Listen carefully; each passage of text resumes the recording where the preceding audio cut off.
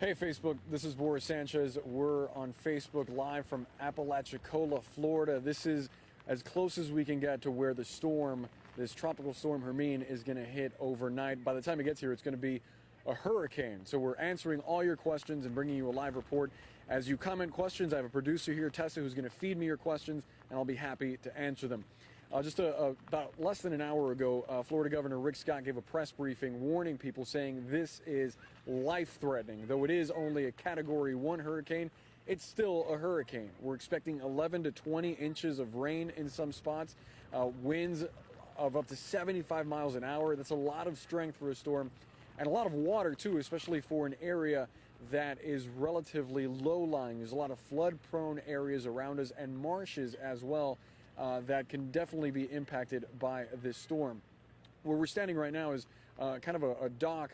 There's a marina not far from here, and people this whole morning have been moving their boats out of the way, trying to get them to higher ground, particularly because we're expecting a very strong storm surge. The governor said this morning between 3 to 5 feet in most areas, up to 8 feet in other areas. I actually spoke to a restaurant owner last night who told me that the last time there was a direct hit from a storm here in this area of the Panhandle was more than 10 years ago, and it overflowed a marina nearby, and boats ended up flowing into neighborhoods. They ended up having to salvage them out of neighborhoods. So obviously the water here is a major concern. The other thing is the wind. You're going to see a lot of down power lines, a lot of down trees as well. That's why you see behind us, neighbors have started to board up their businesses. They also have sandbags outside to prepare for the water as well. The governor has told us that this is going to be a very difficult storm to get through. He has said many times that people have to prepare for this. A big part of the concern is that the last time Florida even had a hurricane make landfall was more than 10 years ago. So a lot of people may have forgotten just how strong a Category 1 hurricane could be. There's also a lot of people that have moved to Florida or visitors here that may not know just how strong these storms are. So he wants everybody to be prepared. As I said before, we're going to try to answer your questions as best as possible. I think we have one now. What has the weather been like so far? We just got a question asking what the weather's been like so far. A lot of this. We've been here since about 5 a.m. this morning, and the rain has been coming down in bands. So we've been seeing quite a bit of torrential rain, and then it slows down, and then the torrential rain comes back, and then we get heavy wind, and then the heavy wind goes away, and then it comes back. So there's a lot of inconsistency. As we get closer to the storm, though, this pounding rain will pick up, and the storm is supposed to hit between 1 and 2 a.m. tomorrow. That's when it'll be at its most intense here on the coastline. Obviously, a major cause for concern.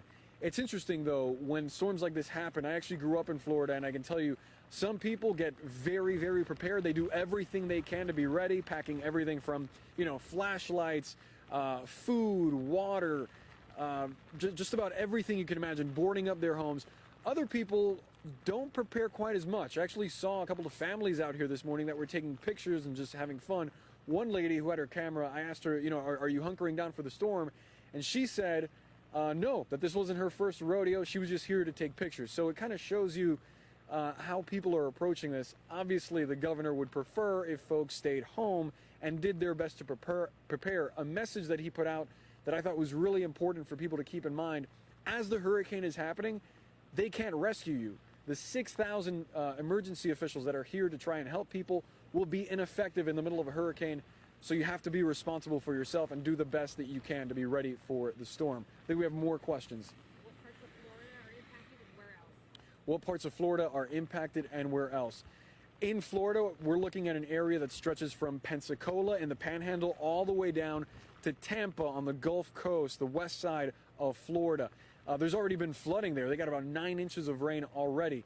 As the storm makes landfall, you can expect it to weaken, though, and the remnants of that, though still very strong storms, are going to be felt into Georgia, potentially the Carolinas as well. I know that there is a state of emergency in Georgia right now in preparation for this storm, and there could be several flood watches that go into effect in the Carolinas because they've already had a lot of rain there in recent weeks, and they're going to get a lot more of it. We're continuing to get questions. If you have any, I want to ask that you comment them, and we'll have a producer feed them to me. Go ahead. Any concerns about wildlife? None that we've heard from local officials just yet.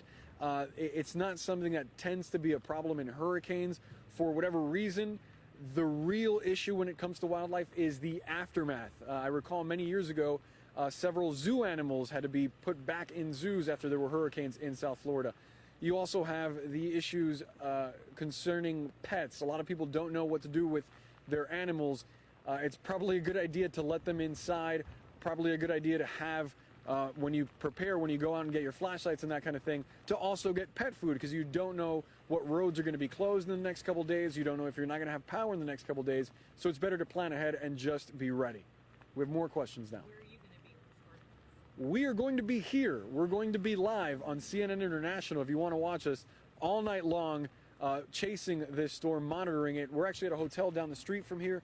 The hope is that if the winds get too strong, we'll be able to continue to report from a couple of balconies that are in our hotel, and that gives us the ability to get inside very quickly in case things get out of hand.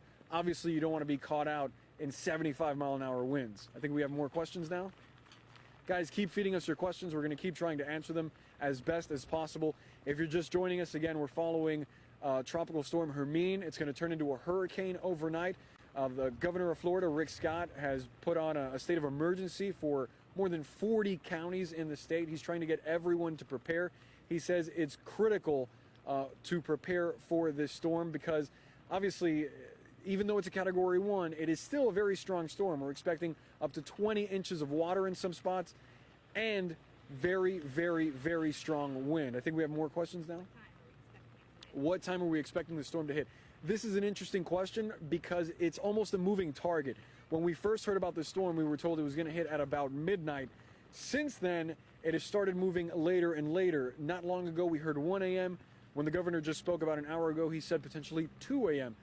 This is important to point out for a number of reasons. First off, it obviously affects the way that people hunker down for the storm and prepare here. But also, if the storm is staying out on the Gulf over relatively warm water, that means it gets stronger. It's not expected to be a Category 2, but within that range of Category 1 is a pretty big range, so it could still get stronger, and that means more water, more rain, more wind, more damage, more debris in the streets, more trouble for the people of the Gulf Coast here in Florida. We have more questions. Are people insured for this kind of storm? Are people insured for this kind of storm? That's a good question. It comes down to the individual. There is insurance available for these kind of situations. As a matter of fact, I can tell you, having grown up in South Florida, insurance prices in Florida are higher than they are in the rest of the nation, partly because of continuous summer storms that we get. I should tell you that restaurant owner that I mentioned earlier who told me about the marina that overflowed and the boats in the neighborhood, he said he was trying to stay open the whole day, that he had made provisions and gotten sandbags to stay open the whole day. It's unclear how many customers he's going to have, but you can bet that emergency officials don't want him to be out. They want him to be home, especially when things start, picking up. And as I'm speaking right now, the wind is picking up and the rain is starting to slant a little bit more sideways. So obviously, the storm is certainly being felt here. We have more questions. Are they worried it's going to be like Louisiana? Are they worried it's going to be like Louisiana when it comes to the flooding? Obviously alluding to the flooding that we had last month across Baton Rouge and other parts of Louisiana. It doesn't seem like we're going to get that level of widespread rain over several days that caused that flooding, where we saw almost more than 2 feet, almost 3 feet of rain in some places, and really bad backwater flooding. It doesn't seem like that's going to happen here. That 20 inches of rain that we're expecting is in isolated areas. The problem is that you have a lot of coastal communities and low-lying areas. So if you have a 3 to 5 foot storm surge, which is expected in most areas, it's going to be a problem for people that live right in front of the water. Some parts are expected to get an 8-foot storm surge. So that could be serious water going into neighborhoods. It's probably not going to be as widespread as it was in Louisiana, but it presents other dangers, specifically the wind and things being knocked down into the street or being knocked down into homes. I think we have more questions now. When is this expected to be over? When is this expected to be over? That is kind of a difficult question to answer, but the thinking is that by Friday night, this storm will have moved into Georgia, toward the Carolinas, toward the Atlantic. So at least here where we're standing now in Apalachicola, by this time tomorrow, we may not be seeing as strong a rain or wind. So it's likely that by, the afternoon, we won't be seeing the kind of weather that we're seeing now, and the storm will have moved on to the northeast. And this is going to be the last question. How are fire and police preparing? The most important thing that the governor noted is that there are about 6,000 emergency officials that are ready to respond at a moment's notice to dangerous situations. We've seen a city councilman come around trying to warn people and trying to get people to get moving and start preparing if they haven't already. The big worry, though, is again what the governor said during that press briefing. As the storm is happening, it's very difficult. It's impossible to conduct a rescue. So you have to be responsible for yourself. You have to make smart decisions. That includes not going out in the storm, buying everything you need beforehand, keeping an eye on the storm itself, not on TV, but perhaps on an AM/FM radio or on your phone, if you can have a battery attached to your phone that'll let you continue to use it in a storm. Guys, that's all for now from Apalachicola. We thank you for joining us on Facebook Live. Of course, stay tuned to CNN and CNN International.